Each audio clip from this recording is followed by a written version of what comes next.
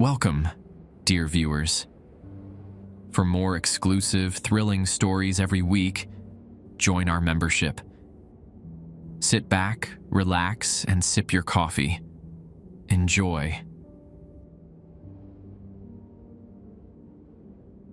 I never thought I'd return to the Adirondacks after what happened to my brother. 3 years ago, Tyler vanished during a hiking trip near Saranac Lake. The official report claimed he fell from a cliff face at Mackenzie Mountain, but they never found his body. Just his backpack, one boot, and his camera, with the memory card missing. I'm Nate Blackwood, a broke grad student with more student debt than sense. That's how I justified taking this job at Camp Whispering Pines, a summer leadership retreat for college students, nestled deep in the Adirondack Park. The pay was too good to pass up. $7,000 for 8 weeks of work, plus room and board. Enough to cover my rent for the fall semester at Syracuse University. When the email came from Adirondack Youth Leadership Foundation, I almost deleted it as spam. How they got my contact info remains a mystery. Probably through the university job board. The job description sounded straightforward. Supervise activities, maintain safety protocols, and uphold the traditions of Camp Whispering Pines. That last part should have been my first warning. I arrived yesterday, driving my ancient Subaru Forester up winding mountain roads until the GPS lost signal. The camp itself sits between Lower Saranac Lake and Middle Saranac Lake, surrounded by dense pine forest that seems to swallow sound. The main lodge is an impressive timber structure that dates back to the 1920s, when it was a private hunting retreat for some railroad magnate. "Welcome to Whispering Pines, Mr. Blackwood." The camp director, Eliza Morrissey, greeted me at the entrance. She's in her 60s with silver hair pulled into a tight bun and the weathered face of someone who's spent decades outdoors. "We've been expecting you." The way she said it made my skin crawl, like I was fulfilling some prophecy rather than showing up for a summer job. She handed me a worn leather-bound notebook. "Your predecessor, Jack, left this for you. The rules are non-negotiable." I laughed. Rules? Like no running at the pool kind of stuff. Her expression didn't change. "No, Mr. Blackwood, these rules keep everyone alive." I thought she was being dramatic, some scare tactic to ensure I took the job seriously. That was before I opened the notebook, before I saw the bloodstains on page 17, before I found the Polaroids tucked between pages showing things that shouldn't exist in these woods, before I realized that Camp Whispering Pines sits on land the local Mohawk tribes called Tsi-Non-Wee on Henetsotha, the place where spirits go. I should have left immediately, packed my bags, started my car, and never looked back. But I didn't, because on the first page of the notebook, written in what looked like my brother's handwriting, was a simple message. "I'm still here, Nate. Follow the rules." Sleep didn't come easy that first night. My cabin, a rustic structure with cedar walls and a tin roof, sat at the edge of the counselor's area, closest to the tree line. The forest seemed to press against the windows, branches tapping glass like impatient fingers. I studied the notebook by flashlight. It contained detailed maps of the campgrounds, annotations of areas marked with red X's, and most importantly, the rules. Written in different handwritings, some entries dating back decades, with additions and amendments. I opened to the first page with rules. Rule 1. Never go past the white stone markers that outline the camp perimeter. If you find yourself beyond them, close your eyes, count backward from 13, and walk straight ahead until you feel the air change. Rule 2. The dining hall closes at 8:30 p.m. sharp. Anyone inside after 8:45 p.m. will be considered offering for the night kitchen staff. Do not investigate sounds from the kitchen between 12 a.m. and 4 a.m. Rule 3. If you hear your name called from the forest, ignore it. If it persists, respond only with, "I acknowledge but decline." Never, under any circumstance, say, "I accept," or "I'm coming." Rule 4. The camp store's merchandise in the left corner cabinet is not for sale. These items belong to previous counselors and campers. Touching them releases what's bound to them. Rule 5. Respect the morning horn schedule. 5 blasts is normal wake-up. If you hear 3 blasts, remain in your cabin until noon. If you hear 1 long continuous blast, run to the boathouse immediately. I snorted, almost closing the notebook. Surely this was an elaborate prank for the new guy. But then I saw the note below Rule 5, written in what looked like dried brown ink but smelled metallic when I ran my thumb across it. "Nathan, these kept me alive for 2 years. They'll help you find me. T." My brother's handwriting. My hands trembled as I turned the page. Rule 6. Campers will sometimes form circles in the fields at night. Do not disturb them. Do not join them. If invited, politely decline. Rule 7. The old well by the North Trail is not a wishing well. The coins inside aren't coins. A knock at my door made me jolt. I checked my watch. 11:23 p.m. "Hello?" I called, keeping the door chained as I opened it slightly. Eliza stood outside, still dressed in her day clothes, holding a lantern. Behind her was a group of 7 staff members. "Orientation walk," she stated flatly, "non-negotiable for new counselors." "It's almost midnight," I protested. "That's the point. The camp looks different at night. You need to know the boundaries." Something about her tone made me comply. I tucked the notebook into my jacket pocket and followed them into the night. The camp transformed under moonlight. Shadows from the tall pines created patterns across the grounds that seemed to shift even when the breeze stilled. We walked past the main lodge, the empty dining hall, the recreation center, and down to the lakeshore where a half-dozen wooden canoes lay overturned. "This is where the campers will have morning swim," Eliza explained. "Never let them swim after 4 p.m. The lake gets hungry in the evenings." I chuckled nervously, but nobody else smiled. We continued to the edge of the sports field where white stone markers, each about knee-high, formed a perimeter between the camp and forest. "These are the boundary stones," Eliza said. "They're older than the camp, older than the oldest trees here. They stay where they are. We stay where we are.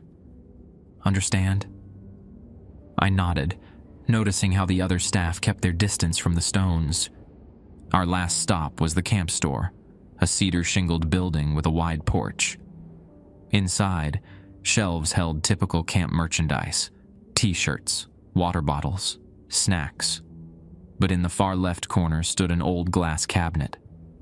Inside were odd trinkets, a baseball cap, a friendship bracelet, an old Walkman, a Swiss Army knife, a disposable camera.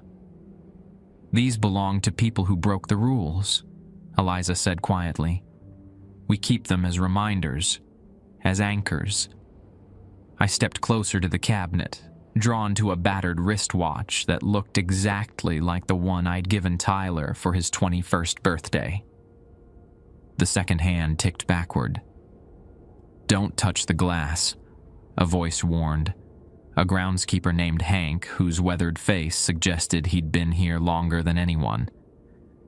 "What happens to rule breakers?" I asked. The group exchanged glances. "They become part of the camp," Eliza finally said, "in one way or another." On the walk back to my cabin, a counselor named Danny fell in step beside me. She'd been silent throughout the tour, but now she whispered, "They haven't told you everything. Meet me at the boathouse tomorrow at noon. Bring the notebook." Back in my cabin, I couldn't sleep. The rules swirled in my mind alongside the image of Tyler's watch ticking backward. Out my window, I noticed small lights moving in the forest, Not flashlights, but pale blue orbs drifting between trees. And just before dawn, I heard it. My name, called softly from the direction of the lake, in what sounded exactly like my brother's voice. Morning arrived with 5 horn blasts echoing across the camp. I dozed off for maybe an hour. My dreams filled with backward-ticking watches and blue lights among trees. The notebook lay open beside me, its pages flipped to a hand-drawn map I hadn't noticed before. After a quick breakfast in the dining hall, where I noticed staff members placing small offerings of food in a wooden box by the kitchen door, I took the opportunity to explore the camp in daylight. Camp Whispering Pines sprawled across roughly 40 acres, with the main buildings clustered near the center and activity areas radiating outward. The campers would arrive tomorrow, 80 college students from across New York State, here for what their brochures called leadership training and wilderness appreciation. At precisely noon, I approached the boathouse, a weathered structure jutting into lower Saranac Lake. Inside, the air hung heavy with the scents of old wood, motor oil, and lake water. Dust motes danced in shafts of light that streamed through gaps in the walls. You came. Danny emerged from behind a rack of life jackets. She was younger than most staff, maybe early 20s, with a spray of freckles across her nose and curly auburn hair pulled into a messy bun. A thin scar ran from her right ear to her collarbone. "Your brother was my friend," she said without preamble. "Tyler and I worked here together 2 summers ago." My heart pounded. "You knew Tyler? Why didn't you say anything last night?" Eliza watches, listens. Danny glanced toward the door. "Did you bring the notebook?" I produced it from my jacket pocket. "Good. There are things they don't write down. Things that happen here." She paused, running fingers along her scar. This place wasn't always a camp. The original structure was built by August Beaumont in 1887, a logging baron who brought workers here. The stories say he practiced old rituals, trying to harness something in these woods to increase his wealth. What kind of rituals? The kind that tear holes between worlds. She picked up an oar, examining its blade as if suddenly fascinated by the wood grain. Ever wonder why these lakes never freeze completely, even in January? Why compasses spin when you walk certain trails? My mouth went dry. What does this have to do with Tyler? He figured it out. The pattern. The real reason for the rules. She tapped the notebook. He added things they don't want anyone to know. Check the back pages. He hid notes under the binding. I flipped to the back of the book, noticing for the first time how the leather binding peeled away slightly. Inside the gap, I found folded scraps of paper covered in my brother's cramped handwriting. "They're not just rules for safety," Danny continued. "They're containment protocols. This place, these woods, they're hungry.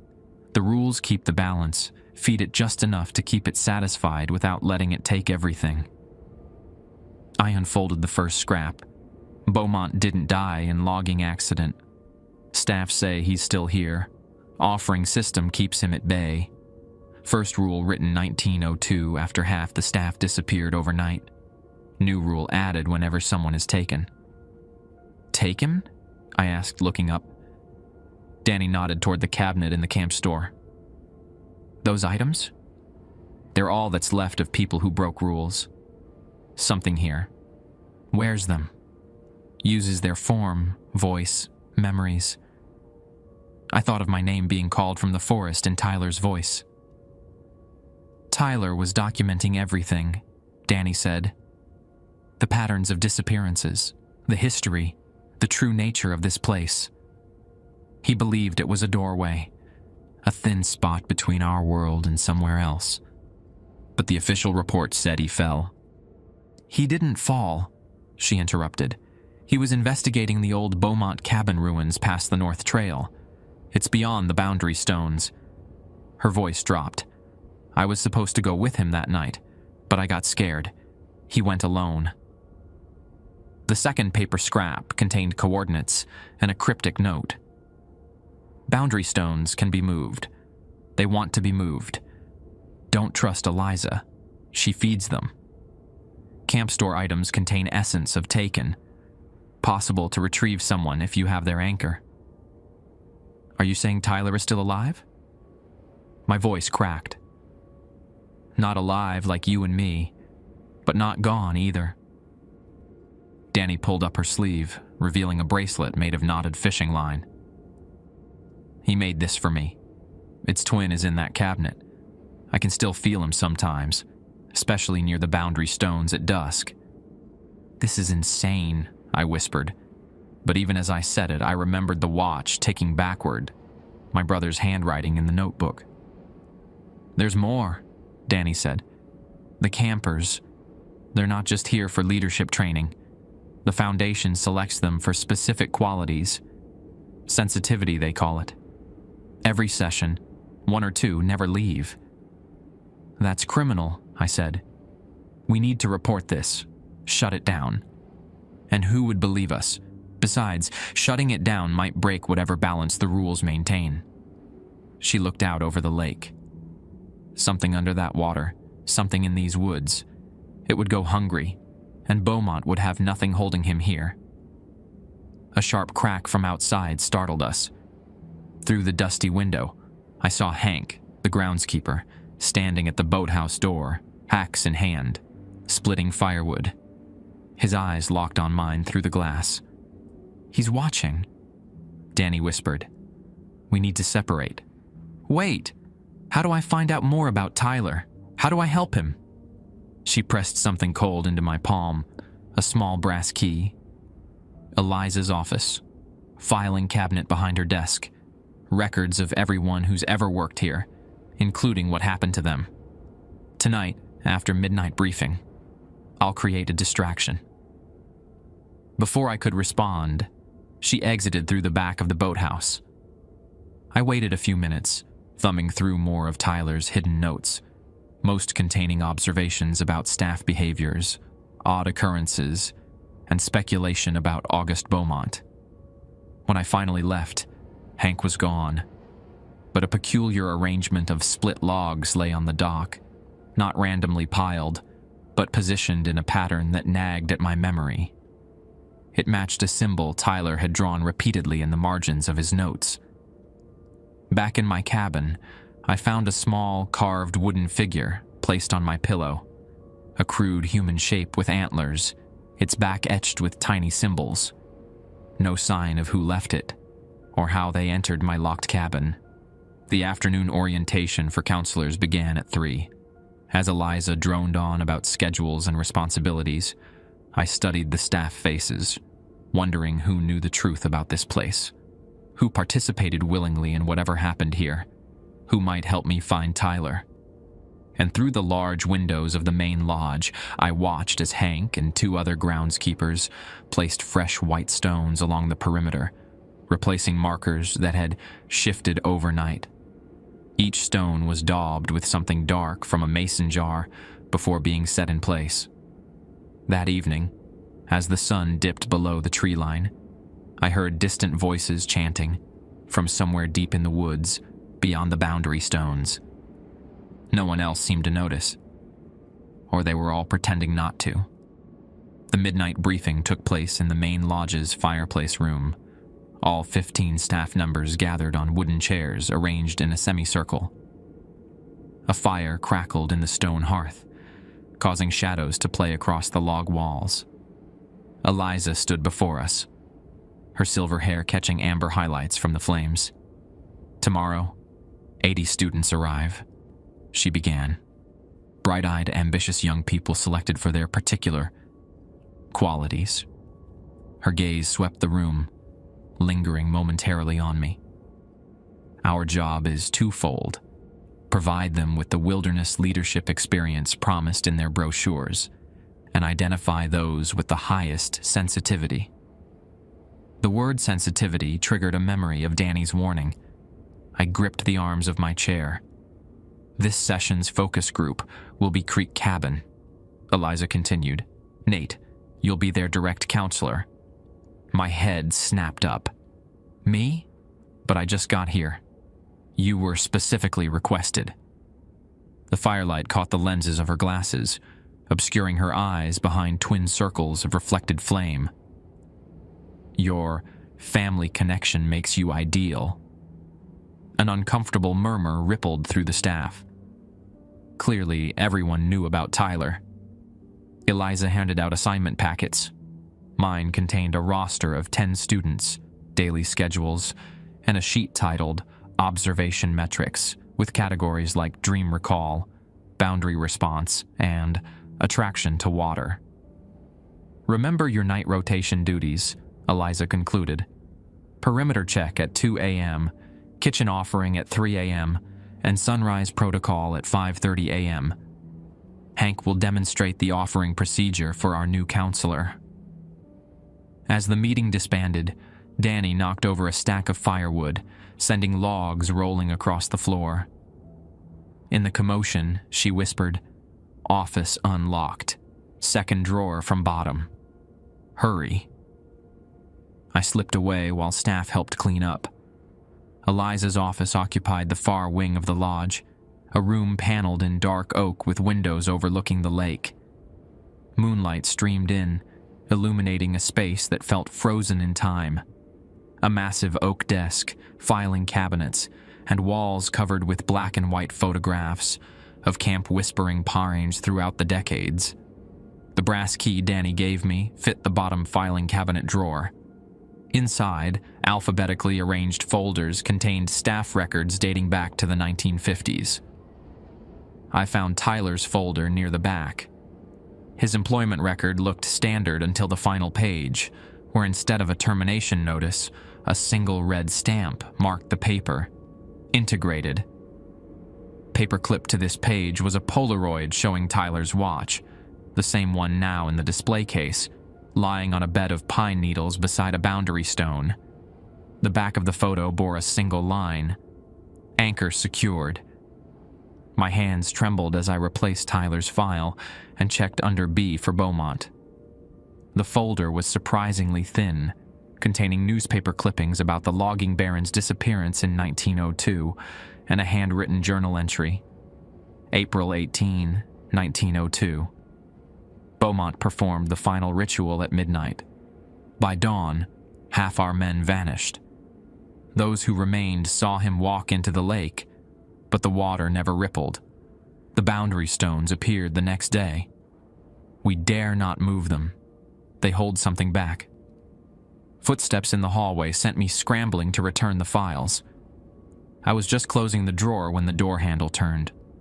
I ducked behind a tall bookcase as Hank entered, carrying a mason jar filled with dark liquid. He placed it on Eliza's desk, then paused, nostrils flaring. "Someone's been in here," he muttered, scanning the room.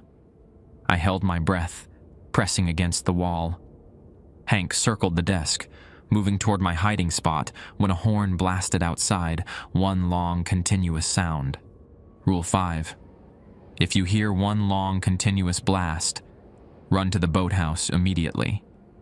Hank cursed and rushed from the office. I waited 30 seconds before following, but instead of heading to the boathouse where staff would gather, I slipped out a side door and circled around to observe from the shadows. Staff members converged on the boathouse dock where Eliza stood, pointing at something in the water. From my vantage point behind a storage shed, I couldn't see what captured their attention, but their body language conveyed urgency.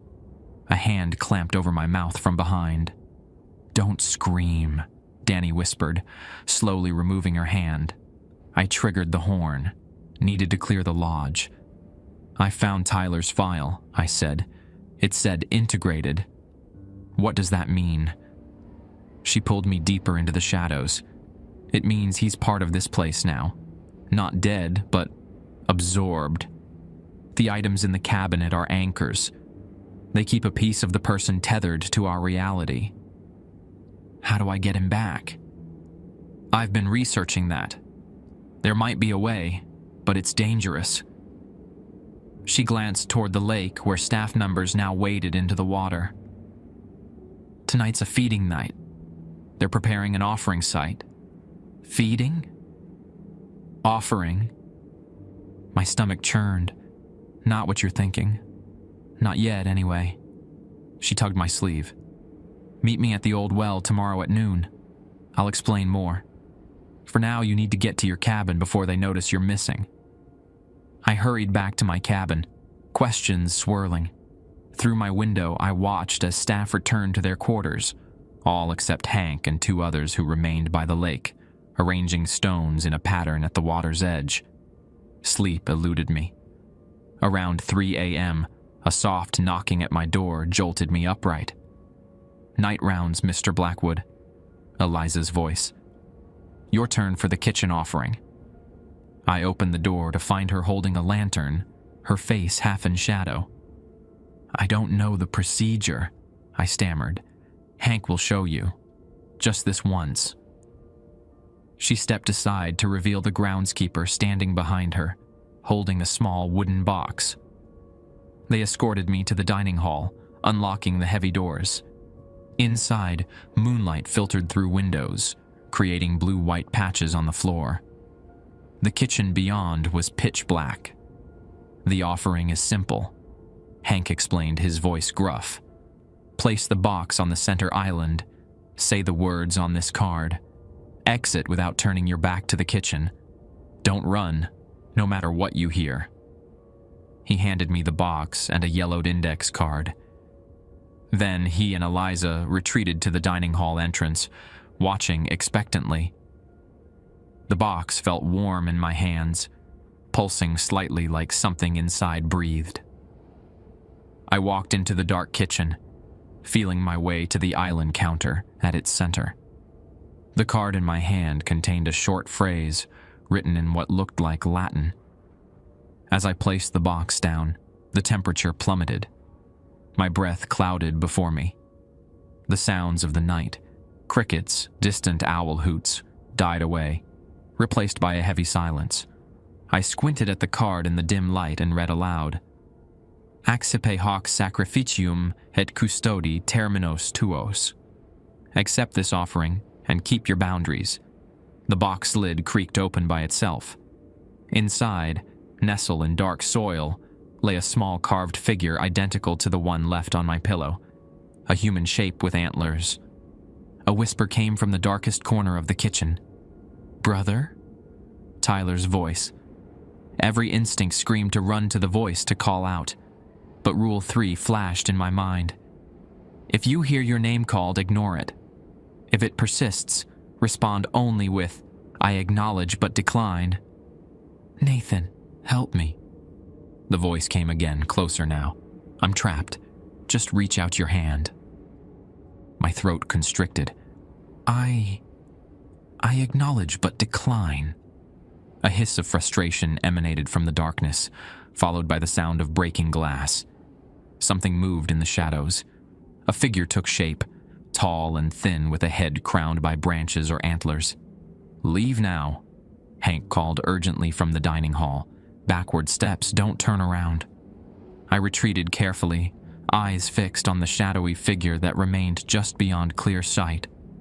As I reached the dining hall, Eliza slammed the kitchen door shut. A heavy thud hit the other side. "You passed," she said, a note of surprise in her voice. "What was that?" I demanded, my voice shaking. "Just hungry night staff," Hank muttered with a half-smile. "They work better after a small offering." Back in my cabin, I found a new note tucked into the leather notebook. The handwriting matched the entry about Beaumont's disappearance. "You heard him tonight. Others do too. Not all who wander these woods are lost. Some were never human to begin with." Beaumont opened a door. The rules keep it from opening wider, but the hunger grows stronger each year. The boundary stones move inward, inch by inch. One day, there will be nowhere left that's safe. I sat awake until dawn, watching the tree line where occasional blue lights drifted between trunks.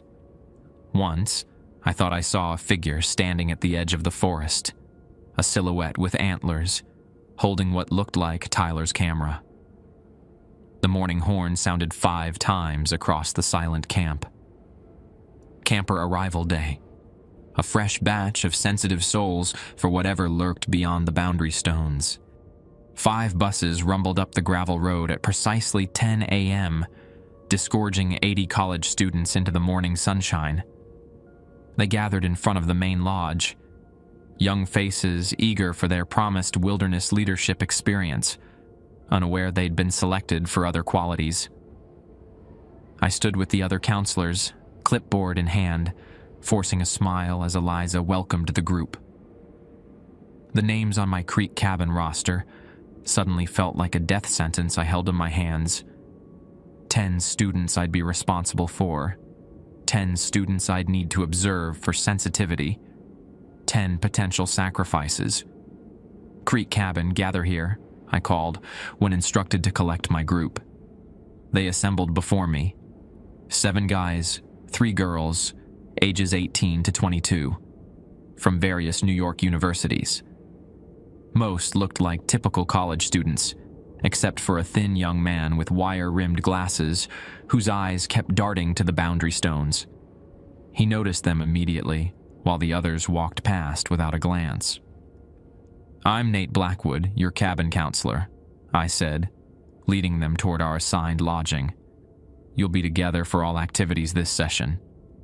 "Is it true this place is haunted?" asked a girl named Mia, her dark hair pulled into a tight ponytail. "I read online that people have disappeared here." "Just campfire stories," I replied automatically, then caught myself. Should I warn them? Could I, without sounding insane? After getting my group settled, I found a moment to slip away, heading toward the old well for my noon meeting with Danny. The well sat in a small clearing off the north trail, a stone circle rising 3 feet above ground, its wooden cover weathered gray with age. Rule 7 echoed in my mind. The old well by the north trail is not a wishing well. The coins inside aren't coins.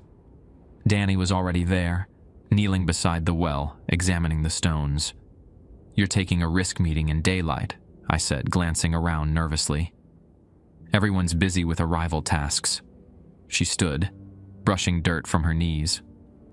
"I've been researching how to get Tyler back. There might be a way, but we need his anchor from the cabinet.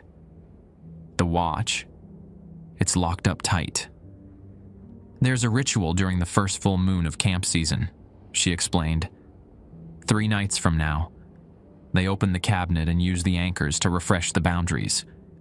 It's our only chance to grab Tyler's watch." I studied her face, noting the dark circles under her eyes. "How do you know all this?"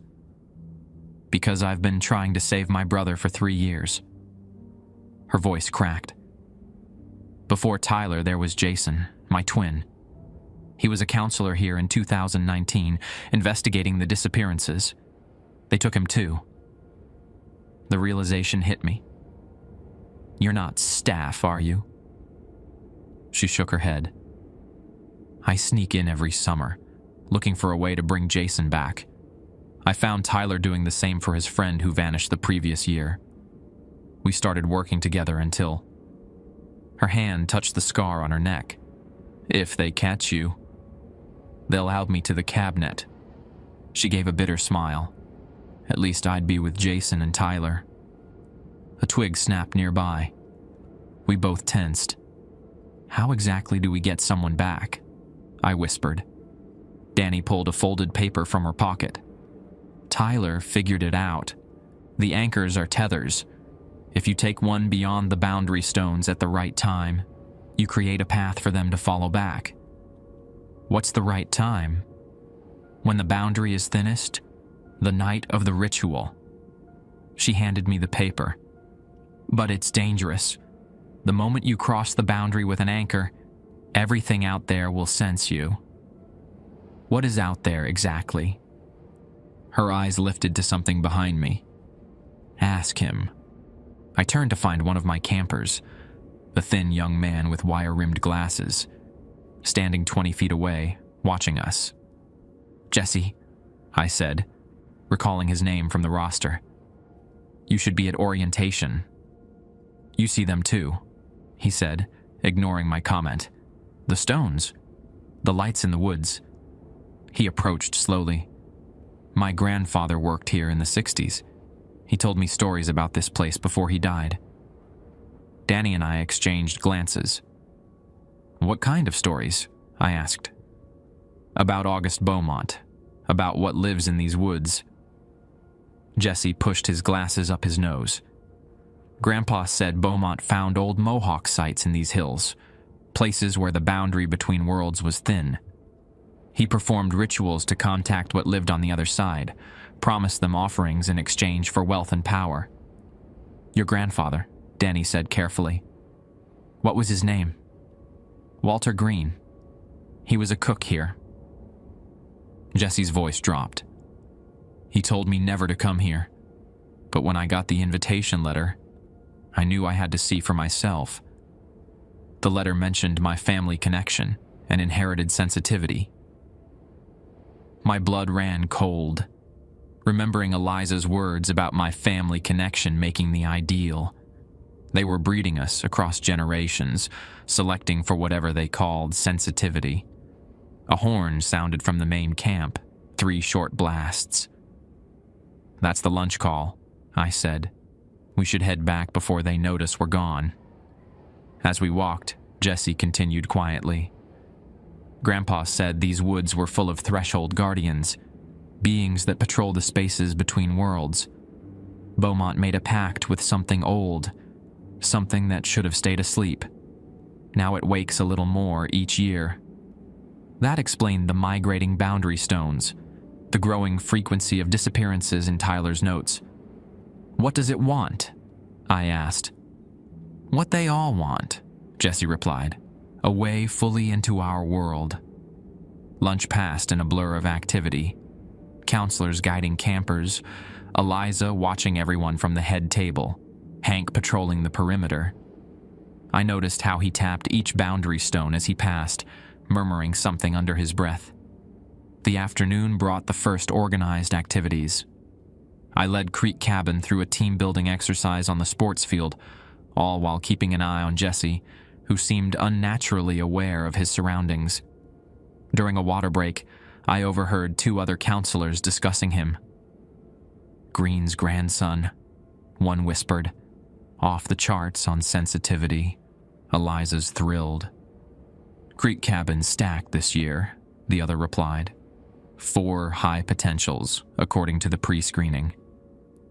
That evening, as campers gathered for dinner, I pulled Jesse aside.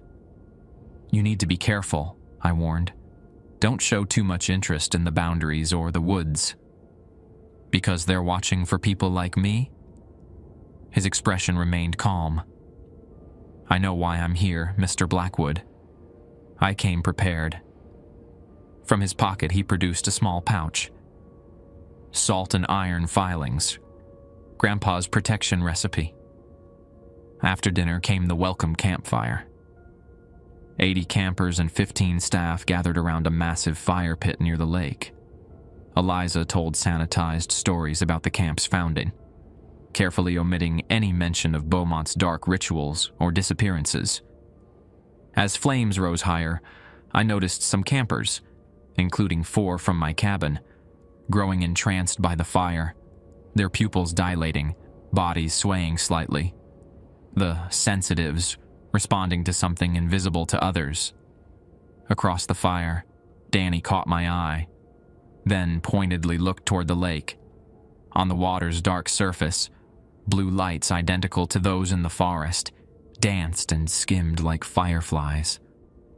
Don't stare at them, Jesse whispered beside me. They're looking for openings. Openings to what? To you. His voice turned grim. That's what sensitivity means. Your mind creates doorways easier than others. After campfire, while escorting my group back to the cabin, A female counselor named Lynn fell into step beside me. "Eliza wants to see you," she murmured, "about your night duty rotation." In Eliza's office, the camp director sat writing in a ledger. Without looking up, she said, "You went to the well today." Not a question, a statement. "I was familiarizing myself with the camp boundaries," I replied, struggling to keep my voice steady. "Curious that your tour included our unauthorized visitor." She finally looked up, removing her glasses. Without them, her eyes appeared darker. Pupils expanded in the dim light. "Danielle Martin has no business on these grounds." "I don't know who. Your brother made the same mistake. Trusted the wrong person." Eliza closed her ledger. "The Martin girl has been trying to breach our perimeter for years.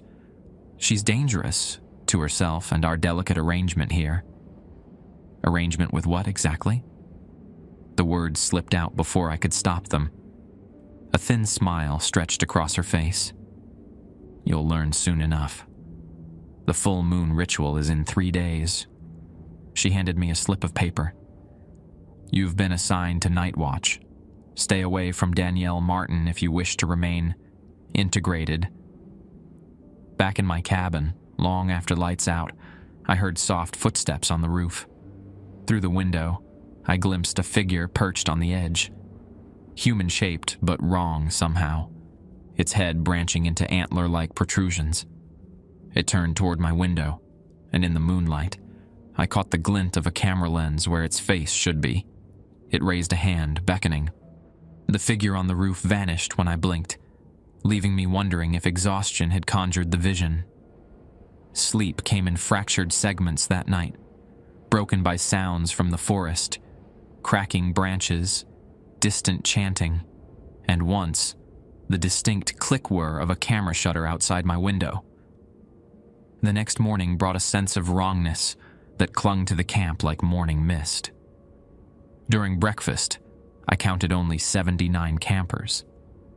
The missing student, a quiet girl from Pine Cabin, had received an emergency call from home, according to Eliza's announcement. Yet the head counselor of Pine Cabin avoided my eyes when I asked for details. My duties kept me busy throughout the day, supervising Creek Cabin through canoeing lessons on the lake, a hike along the approved trails, and an afternoon workshop on wilderness navigation. I watched my campers carefully, noting how 4 of them, Jesse included, reacted to things the others couldn't perceive. They paused at empty patches of forest, flinched at silent moments, turned toward movements no one else noticed. During the navigation exercise, I seized an opportunity to speak privately with Jesse as the other campers practiced using compasses. "What exactly does sensitivity mean?"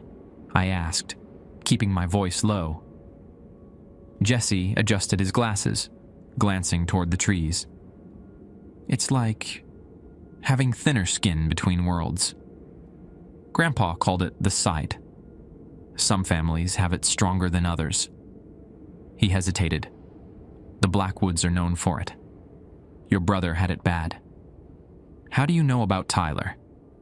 "His anchor's in the cabinet. I saw it my first day here." Jesse fidgeted with his compass. "There's talk among the sensitives about what the staff really does with us, why they gather us here every summer." "And what do they say?" "They're measuring us, testing which worms are permeable enough." A shout from the group interrupted us, 2 campers arguing over a compass reading. By the time I resolved the dispute, a moment of privacy had passed. That evening, as twilight settled over the camp, Eliza assigned me to perimeter duty with Hank. The old groundskeeper carried a mason jar filled with dark liquid and a brush made of bound twigs. We walked in silence along the boundary stones, stopping at each for Hank to repaint faded symbols with the jar's contents. "What is that stuff?" I finally asked as he dabbed the liquid on the stone. "Iron filings, salt, blood." He said it matter-of-factly. "Keeps the boundaries marked." "Whose blood?" Hank shrugged. Everyone contributes. Staff monthly donations. He held up his left palm, showing a small, scabbed cut. Your turn comes next week. We continued our circuit until reaching the shoreline where the boundary stones disappeared into the water. Hank knelt by the last visible marker, refreshing its symbols with extra care. The water boundaries are weakest, he explained, noticing my attention. That's why we set the stones into the lake bed. But water doesn't like to be bound. It finds ways around rules. The surface of lower Saranac Lake lay still and dark, reflecting stars like black glass. Something about its perfect calmness unsettled me. What's out there? I asked. Beyond the boundaries. Hank corked his jar and stood. Everything that wants in. He pointed to the tree line. See those lights between the trees? Old-timers called them walkers. They test the boundaries every night, looking for weak spots, looking for ways to slip through. And the rules keep them out.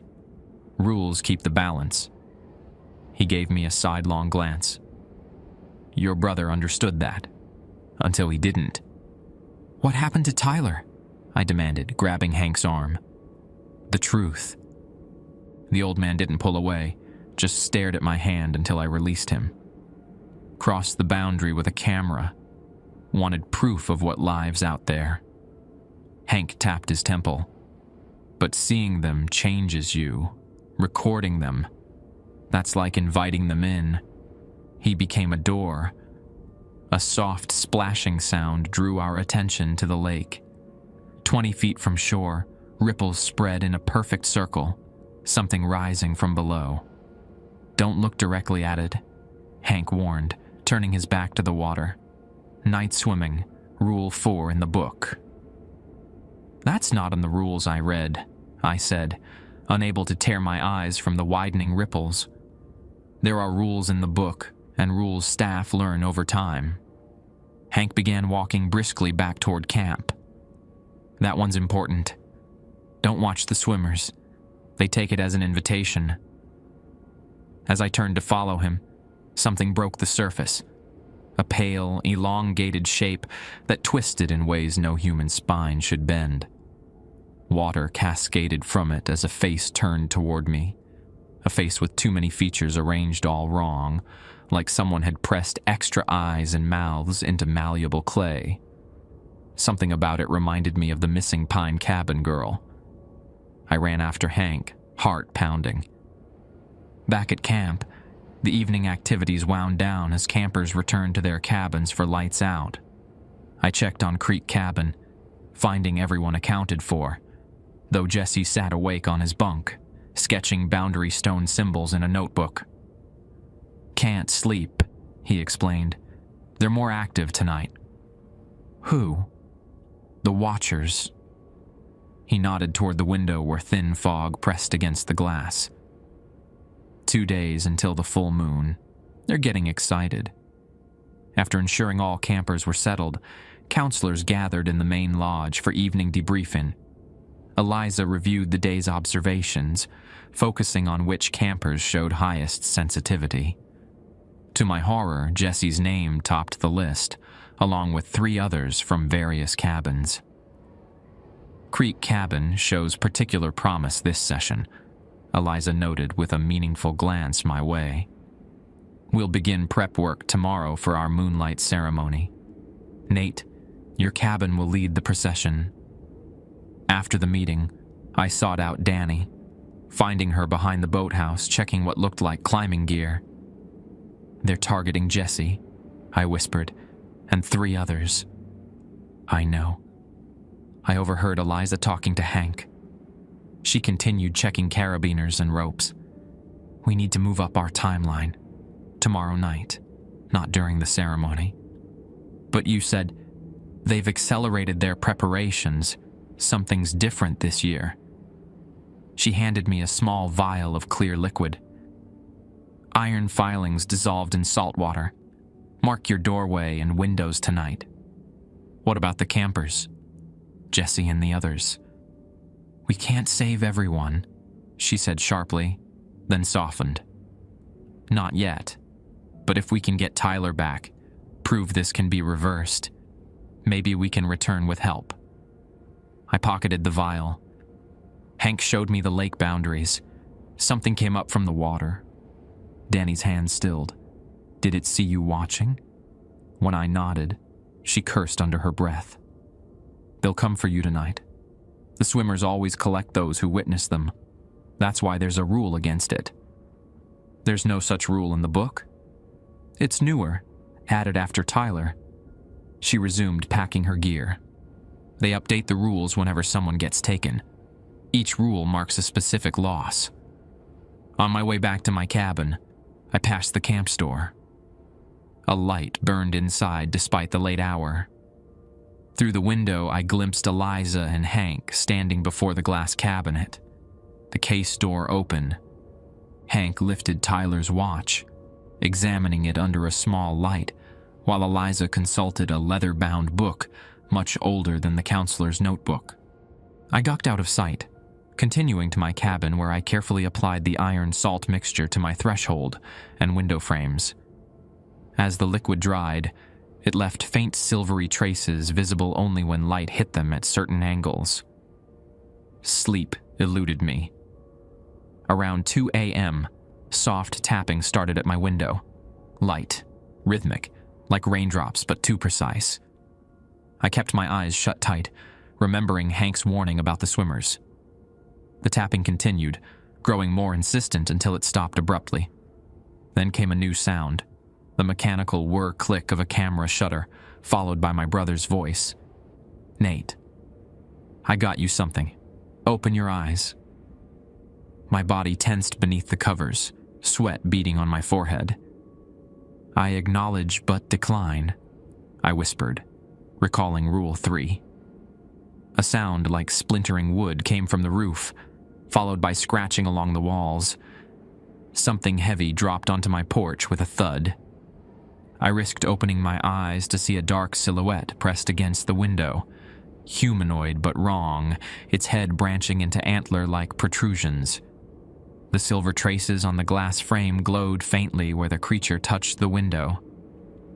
"Little brother," it said in Tyler's voice, but distorted as if speaking through water. "You came to find me. Now let me in." I remained silent, clutching the leather notebook under my pillow. The thing outside tapped the glass with what looked like a camera, Tyler's missing camera. I have proof now of what lives out there. Let me show you. When I didn't respond, it pressed harder against the glass, which creaked under the pressure. The silver traces flared brighter, and the creature hissed, pulling back its hand as if burned. "You've been talking to the Martin girl," it said, voice twisted with anger. "She'll get you killed like she got your brother killed." The accusation made me sit up. "What do you mean?" A mistake. Acknowledging it. Engaging. The thing's face pressed against the glass, features shifting and blurring like wax under flame. She told him how to cross safely. She lied. Its mouth stretched into a grin too wide for its face. She wanted him to become a door. For her brother. But the rules don't work that way. We don't work that way. A distant horn blasted 3 times, the signal to remain indoors. The creature's head jerked toward the sound. 2 nights, it said, backing away from the window. 2 nights until the moon is full. Will you be ready to see what's on the other side? It melted into the darkness. Minutes later, I heard screams from one of the camper cabins. Morning revealed Pine Cabin had lost another member overnight, a boy who received an emergency call from home. The remaining campers looked shaken, especially the sensitives who huddled together at breakfast, whispering among themselves. Jesse approached me as I supervised canoeing practice on the lake. "It took Kevin last night," he said without preamble. "We all saw it. Something pulled him right through the wall like it was mist." "Did you tell anyone?" "Staff no. They're the ones who came and told us he got a call from home. Jesse's eyes narrowed.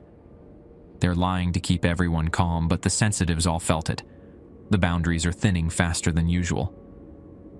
That afternoon, Eliza announced a special moonlight hike for the following evening to observe nocturnal wildlife. Creek Cabin and 3 others were selected to participate. All contained campers on the high sensitivity list. It's happening tomorrow, not during the full moon, I told Danny when we managed a moment alone during dinner preparations. They're taking the sensitives into the woods. That breaks their pattern, she said, alarmed. Something's wrong. The boundaries must be weakening faster than they expected. We move tonight then, I decided. I'll create a distraction at the evening campfire. You grab Tyler's watch from the cabinet. And then we take it beyond the boundary stones, where Tyler disappeared. I pulled out the notebook, showing her the coordinates from Tyler's hidden notes. Tonight, while we still can. As dusk fell, campers gathered for evening campfire. I noticed Eliza and senior staff exchanging concerned glances as they counted heads. 77 campers remained where 80 had arrived. The forest was feeding earlier than usual. From across the fire, Jesse caught my eye, discreetly showing me his notebook, where he'd written in large letters, "They're coming through tonight, not waiting for moon." Above us, clouds scudded across the darkening sky, gradually revealing a moon that hung heavy and swollen, not quite full, but close enough. Its light painted the lake silver, illuminating movement beneath the surface. Ripples spreading toward shore where campers sat unaware. The boundary stones along the waterline glowed faintly in the moonlight, their protective symbols pulsing like heartbeats as something pressed against the rules that held them in place. The campfire program ended abruptly when fog rolled in from the lake, thick gray wisps that slithered across the ground like searching fingers. Eliza ordered all campers back to their cabins, while counselors exchanged worried glances. This wasn't normal fog. It moved with purpose, curling around ankles and wrists as if tasting the air. "Keep them inside," Eliza instructed the staff. "Salt lines across every door and window. No one opens up, no matter what they hear." As Creek Cabin's counselor, I escorted my group back, noting how Jesse lagged behind to whisper to the other sensitives. Inside our cabin, I supervised as campers prepared for bed, though few seemed inclined toward sleep. An undercurrent of fear ran through the room. "It's coming from the lake," whispered Mia, one of my sensitive campers, her eyes wide. "They're swimming to shore." "Who is?" asked another student. "The ones who were here before," Jesse answered. "Before the camp? Before the stones? Before people." I checked my watch, 9:47 p.m. I needed to create a distraction soon if Danny and I were going to attempt our rescue. Through the window, I could see staff members reinforcing boundary stones with fresh markings, their flashlight beams cutting through the fog. "Everyone stay here," I instructed. "I need to check in with the head counselor. Jesse's in charge until I return." He met my eyes, a silent understanding passing between us. "We'll maintain the salt lines," he said, holding up his pouch of protective materials. Outside, the air hung heavy with moisture and a coppery smell like blood. Counselors hurried between buildings, carrying mason jars of boundary mixture. Hank directed a team reinforcing the stones along the sports field, his weathered face tight with concentration. I ducked behind the dining hall, circling around to the boathouse where Danny waited with backpacks and flashlights. "Change of plans," she said without preamble. "They've moved the cabinet contents." "What? Where?" "Eliza's office. They're preparing them for whatever ritual they're planning for tomorrow." She handed me a small crowbar. "We need to break in now." The distraction. Nature provided one. She gestured toward the lake where fog continued to pour on shore. Everyone's focused on securing the boundaries. It's now or never. We crept toward the main lodge, keeping to shadows. Most lights inside were off, but a dim glow came from Eliza's office window. Peering carefully inside, I saw the room was empty. On her desk sat a wooden box with iron fittings, nothing like the glass cabinet from the camp store. "Back door," Danny whispered, leading me around to the service entrance. The lock was old, and the crowbar made quick work of it. We slipped inside, navigating dark hallways to Eliza's office. The wooden box felt warm to the touch, almost alive. Its iron lock was inscribed with symbols, matching those on the boundary stones. "Can you open it?" I asked. Danny produced a small vial of clear liquid, the same iron salt solution she'd given me. "Tyler figured this out. The lock isn't mechanical, it's a ward." She poured the liquid into the keyhole. The metal sizzled, then clicked open. Inside lay 10 items, each nestled in a separate velvet compartment.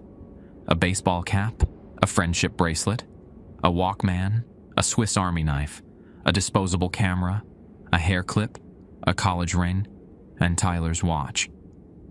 Each item pulsed with faint blue light, like heartbeats out of sync. "Grab only Tyler's," Danny warned. "Touching the others could wake their bonds." I carefully lifted the watch, which felt unnaturally cold. The second hand still ticked backward, counting down to something rather than measuring time past. "Jason's bracelet," Danny whispered, her fingers hovering over the friendship bracelet. "I should take it. One at a time," I said, pulling her hand back. "We get Tyler first, then come back for Jason." Shouting outside the window interrupted us. Staff members were gathering on the main lawn. Through the glass, I saw Eliza holding what looked like a dowsing rod, turning slowly in a circle until it jerked sharply toward the main lodge. Toward us. "They know." Danny hissed, "We need to go. Now." We fled through the back door, just as flashlight beams swept the front entrance. Behind us, I heard Eliza's voice.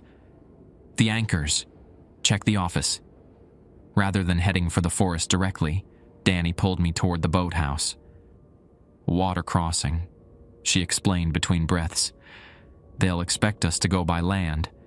The boundary is weaker over water, but so is their ability to track us." We slipped inside the boathouse and dragged a canoe to the water's edge. The fog had thickened to the consistency of wet cotton, limiting visibility to mere feet ahead. The lake lay preternaturally still, its surface reflecting moonlight like polished obsidian. "Stay in the middle of the boat," Danny instructed as we pushed off. "Don't touch the water. Don't look directly at anything you see beneath the surface." I clutched Tyler's watch in one hand, paddle in the other, as we glided silently across the lake. The boundary stones continued underwater, their tops just breaking the surface in a line that stretched across a narrow part of the lake. Each stone glowed with faint blue light, like the anchors in the box. As we approached the stone line, the water around our canoe began to stir. Dark shapes moved beneath us, circling the boat. "They're escorting us," Danny whispered. "The swimmers. They know we have an anchor. Is that good or bad? Depends what they want with it." She paddled steadily. "The boundary is just ahead. Once we cross, we'll aim for that cove. The old Beaumont cabin ruins are a quarter-mile inland from there." I felt the moment we crossed the boundary. A sensation like cobwebs breaking across my face, followed by a pressure change that made my ears pop. The watch in my hand grew colder, its backward ticking speeding up.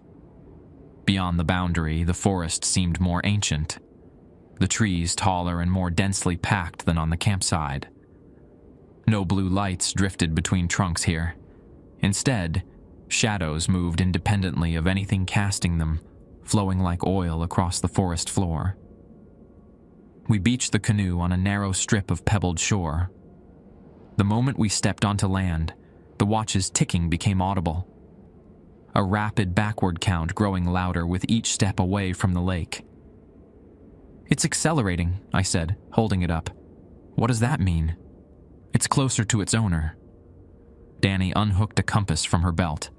"This won't work out here, so we follow the watch. The colder it gets, the closer we are." We hiked through forest untouched by trails, guided by moonlight filtering through the canopy. The watch grew steadily colder until it burned against my palm like dry ice. The trees thinned, revealing a small clearing where stone foundations marked the footprint of a long-gone cabin. In the center of the ruined foundation stood a crude altar of piled stones. Atop it sat a vintage camera, Tyler's missing camera. "This is where he crossed over," Danny whispered.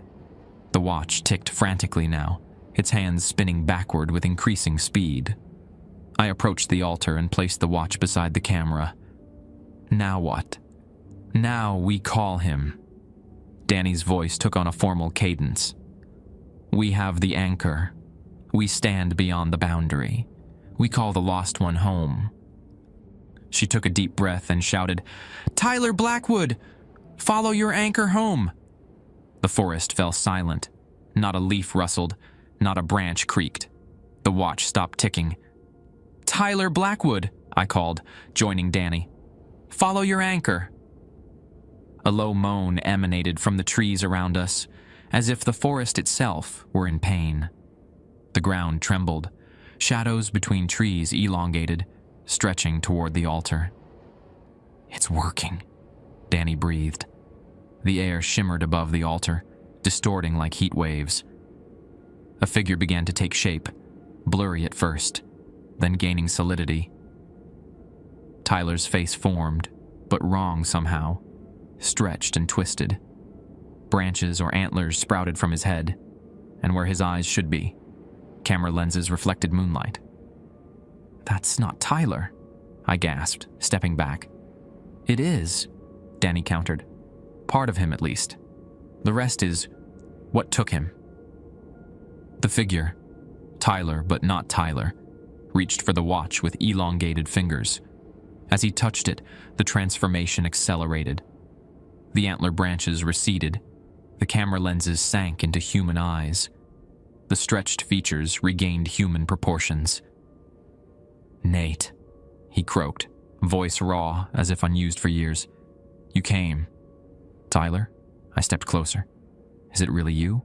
He nodded, but the movement looked practiced rather than natural. "Not all me, but enough." His gaze shifted to Danny. You told me it would be safe." Danny's expression crumpled. "I thought it would be. I'm sorry, Tyler."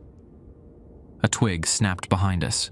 Flashlight beams cut through the trees. Staff members from camp, led by Hank and Eliza. "Get away from the altar," Eliza commanded, her voice carrying unusual power. "You have no idea what you're doing." "We're bringing him back," I said, moving to stand between them and Tyler. "You're releasing what's inside him," Hank growled. "The anchor keeps it contained. Removing it breaks the seal." Tyler's form flickered, momentarily revealing the antlered figure beneath his human appearance. His hand closed around the watch. "Too late," he said, his voice overlaid with something deeper, older. "Doors open now." The ground shook more violently. From the direction of the camp, a horn blasted, one long, continuous blast. "The boundary is collapsing," Eliza shouted to her staff. "Fall back to secondary containment." "What's happening?" I demanded. "You've destabilized the balance." Eliza's face twisted with fury and fear. 80 years of careful maintenance, undone in the night. Tyler, or what wore Tyler's form, smiled. "August sends his regards, Eliza. He's coming home." A thunderous crack echoed across the lake, as if something massive had broken. Blue light flashed from the direction of camp, followed by screams carried on the night air. "The campers," I gasped, "They'll be taken," Danny said grimly. "All of them, not just the sensitives. That's what happens when the boundary fails completely." Tyler extended his hands to us. "Come, there's a safe place. Not much time." "Don't trust it," Hank warned as he and the other staff retreated into the trees. "That's not your brother anymore." I looked at Tyler, the brother I'd come to save, and saw something ancient looking back through his eyes. Something that had worn his face like a mask. "What are you?" I whispered. "Threshold Guardian," he replied in Tyler's voice. "Doorkeeper, the eye that watches between worlds." He tapped the camera hanging around his neck. "I record what crosses. I judge what passes. And my brother, part of me now, as I am part of him." He held out his hand again. "Choose quickly. The swimmers are coming ashore." Time seemed suspended as I stood between worlds. My brother's outstretched hand before me, the collapsing camp behind. From across the lake came the sounds of chaos, screams, the blaring horn, and a deep rumbling like the earth tearing apart. "What happens if I go with you?"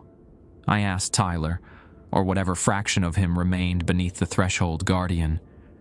"You become like me, a watcher, a keeper." His expression softened into something more recognizably Tyler. "It's not death, mate. It's transformation." Danny grabbed my arm. "We need to decide now." Through the trees, I spotted Eliza and her staff retreating toward the lake, drawing symbols in the air with mason jars of boundary mixture. Beyond them, shadows flowed like spilled ink across the forest floor, living darkness pursuing them. "The swimmers have breached the shore," Tyler warned. "They hunger for what they've been denied." "The campers," I insisted. "My cabin, Jesse and the others. Some will become doorways. Some will become food." Tyler's bluntness carried my brother's characteristic directness. "The sensitive ones may survive as watchers, like me. The rest." He shrugged, the gesture uncannily similar to my brother's mannerism. "I can't abandon them." The decision crystallized in my mind. "I need to go back." Tyler nodded as if expecting this. "Then take this." He removed the camera from around his neck. "It lets you see truth through the lens. What's real, what's mask." His form flickered again, momentarily revealing the antlered entity beneath. "You can't save everyone. Focus on the sensitives. They're the only ones who can rebuild the boundaries." I accepted the camera, which felt warm against my skin. "Will this protect me?" "No, it makes you a target." Tyler stepped back toward the altar.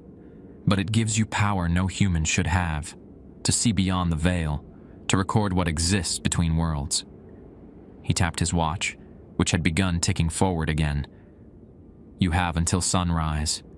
After that, the old rules won't apply. August will write new ones." "August Beaumont?" "He's coming back," Danny asked. "He never left." Tyler pointed toward the camp. "He's been waiting in the lake. The boundaries held him there, feeding him annual offerings to keep him satisfied." A smile too wide for his face split his features. "Now he's hungry for more than just the sensitives." Another crash echoed across the lake, followed by a flash of sickly green light. "Go," Tyler urged. "I'll try to slow the swimmers. The camera will guide you." "Come with us," I pleaded. He shook his head. "I can't cross back completely. Not anymore." He embraced me briefly, his body feeling wrong, too angular, joints bending in impossible ways. "Finally, when it's over, I'll be watching." With that, he melted into the shadows between trees, leaving only the impression of antlers against moonlight.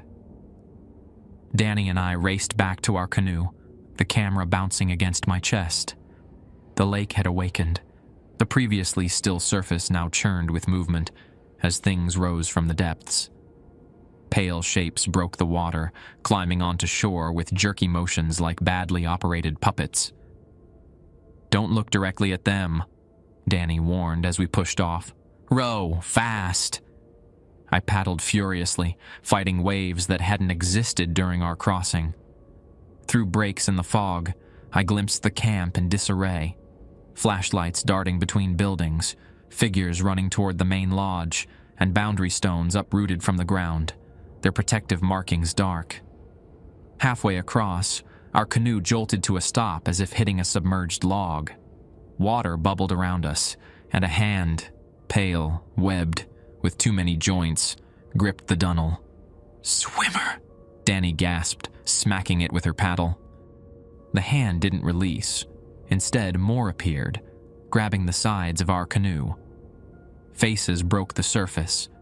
Human-like but wrong, features rearranged like crude clay sculptures of people. I recognized one as the missing pine cabin girl. Her eyes now empty sockets, mouth stretched to her ear. Acting on instinct, I raised Tyler's camera and snapped a photo. A flash illuminated the night, and the swimmers recoiled, releasing our boat with shrieks that sounded like metal scraping stone.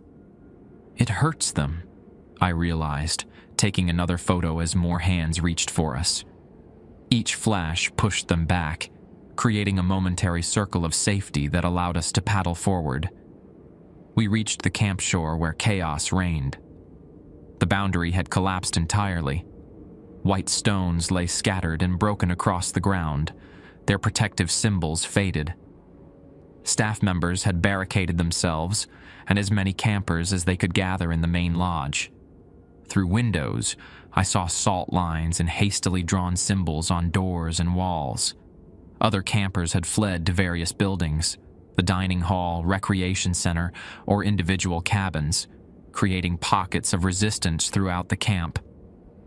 "Creek Cabin," I told Danny. "I need to check on them." We ran across the sports field, dodging shadows that slithered across our path. The camera grew warm against my chest whenever danger approached.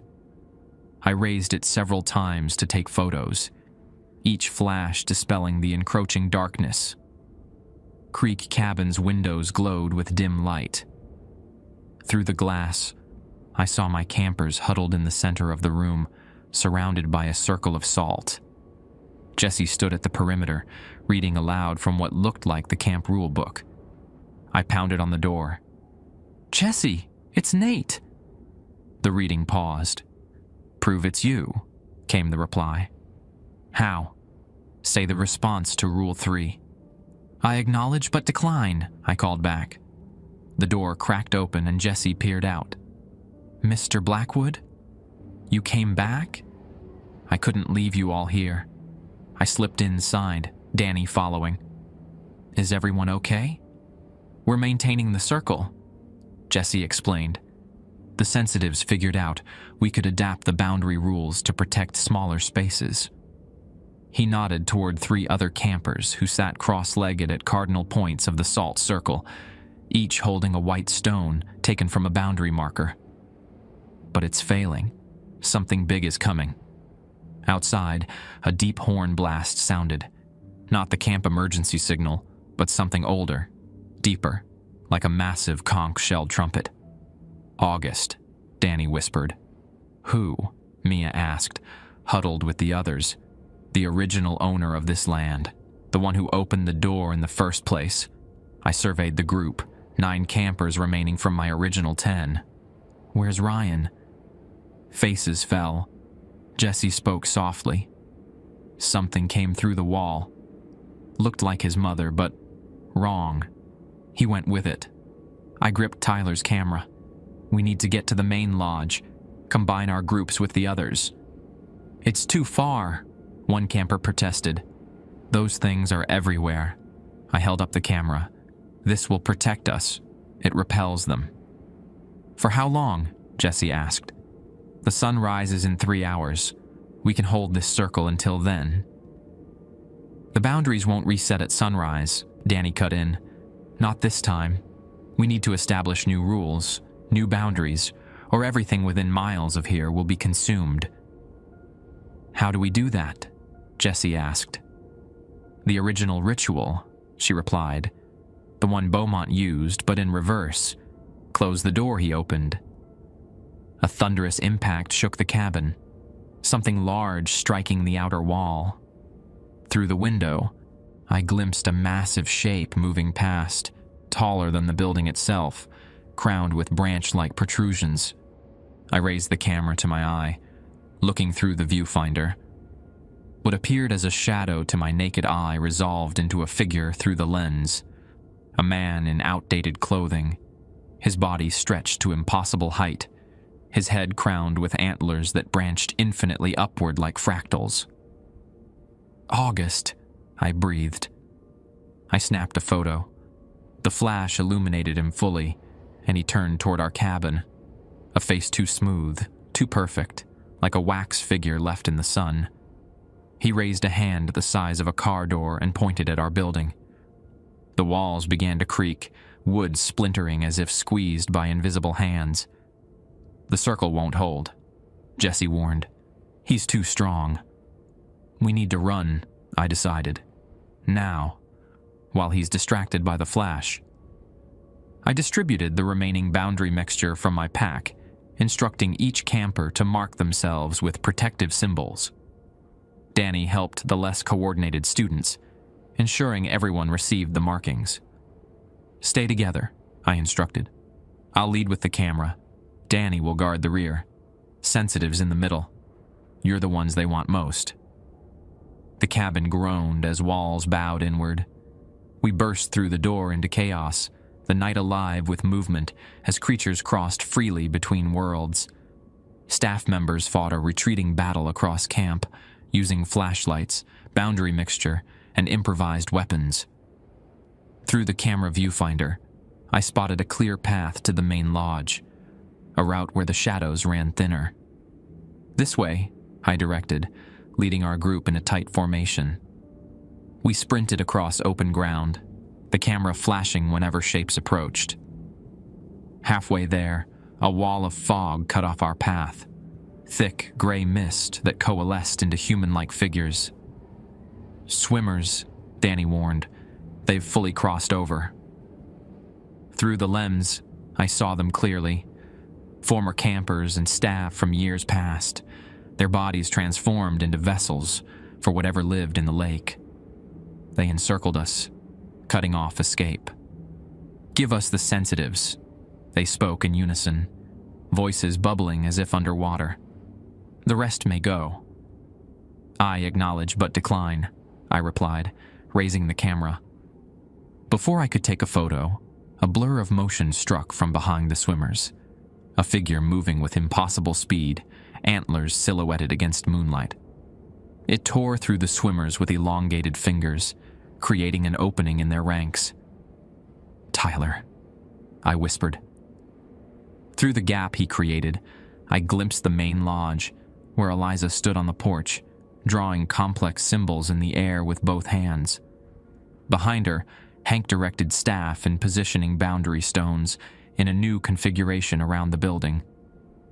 "They're establishing a new perimeter," Danny realized. "We need to get inside before they complete it, or we'll be locked out." We charged through the opening Tyler had created, racing toward the lodge. Behind us, Beaumont's massive form changed direction, pursuing our group with ground-shaking steps. "Run!" I shouted as we sprinted the final distance.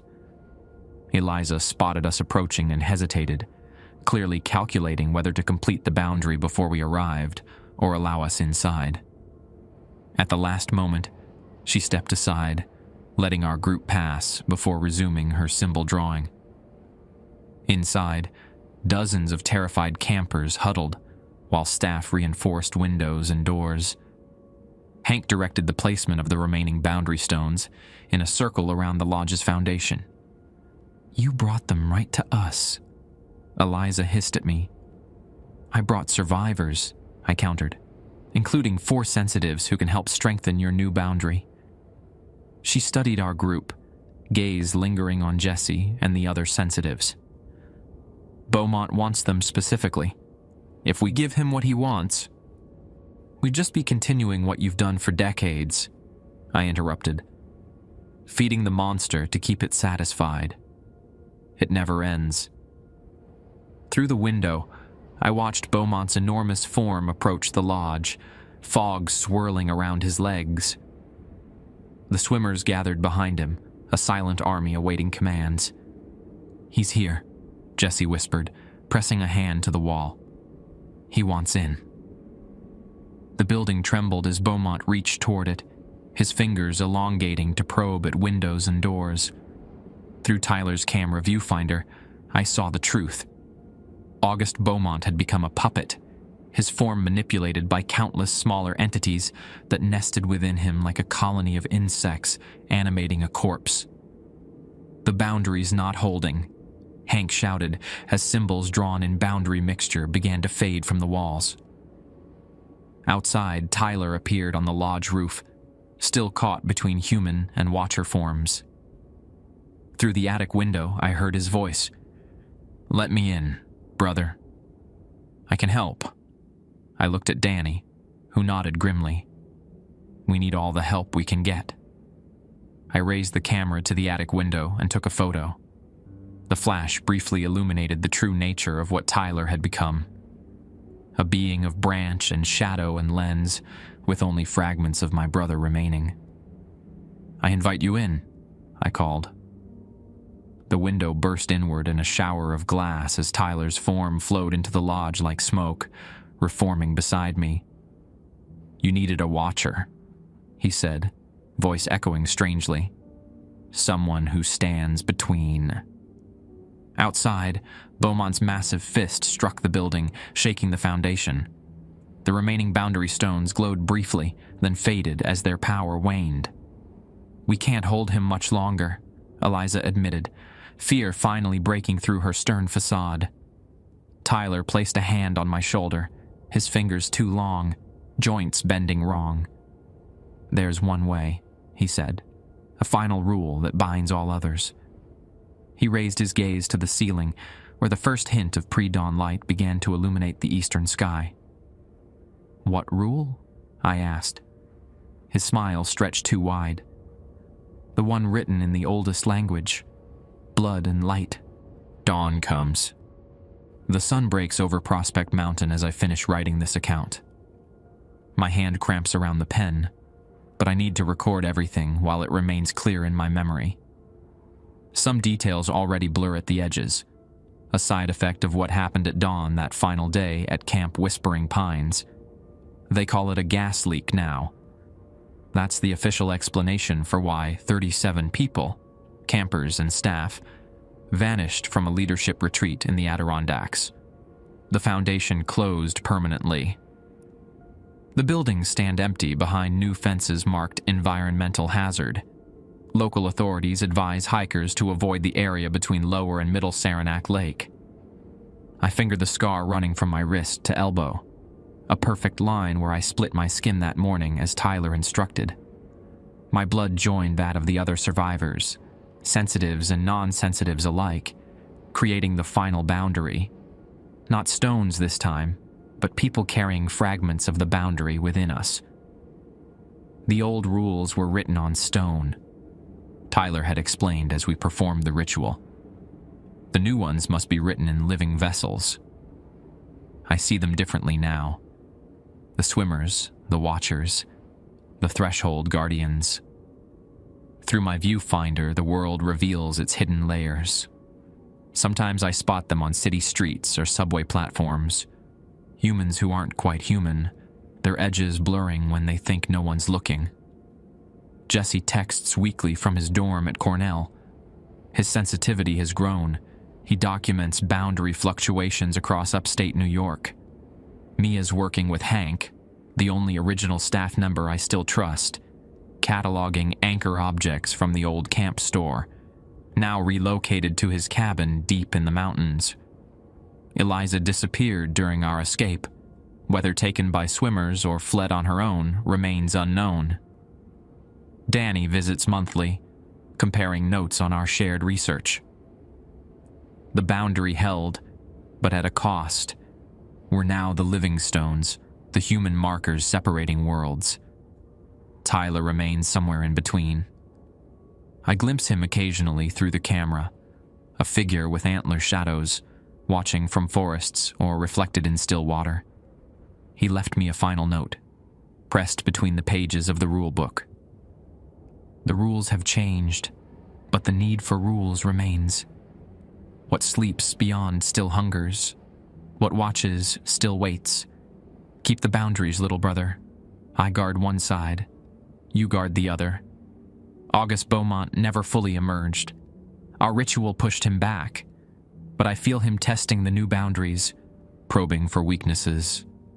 In my dreams, I hear lake water lapping at wooden posts, feel cold fingers reaching through fog. The camera sits on my desk beside the boundary notebook where I've written the new rules, 7 statements that maintain the fragile separation between worlds. The first is simplest. Never stop believing what you've seen. Last week, a letter arrived from Syracuse University, a leadership retreat invitation for promising students. Different name, same foundation. They're starting again somewhere new. I packed my bag that night. Camera, boundary notebook, salt iron mixture. The cycle continues, but this time, I know the rules that matter. The coffee shop where I'm writing fills with morning patrons. A businessman sits across from me, his reflection in the window showing antlers branching from his head. A barista's hands bend at impossible angles when she thinks no one watches.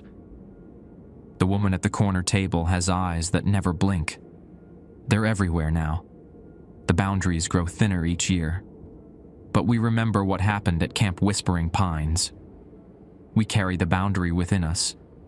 We keep the rules. And sometimes, when I photograph the Adirondack forests, I capture my brother in the background, a threshold guardian watching between worlds, keeping his side of the promise. I keep mine.